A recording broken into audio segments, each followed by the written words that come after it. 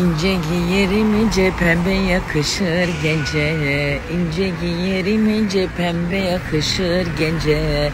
İnsan bir hoş oluyor sevdiğini görünce. Trilaylaylim, trilaylaylum.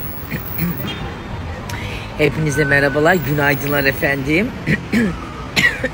Gıcık geldim o zaman. Her ne kadar belim ortadan ikiye ayrılsa da enerjim hiçbir zaman biliyorsunuz ki değişmez. Hepinize hayırlı cumalar bu arada. Güzel bir gün geçirelim. Enerjimiz yüksek olsun efendim. Ay, ay. Dereler de neler bilirim neler. Her bildiğimi desem her biri yürekteler. Dün akşam evde hiçbir iş yapmadım. Sadece köşe koltukta uzandım ve sıkletten patladım. İş yapmamak çok kötü bir şey. Oturunca çok sıkılıyorum ama belimin ağrısından kıpırdayamadım.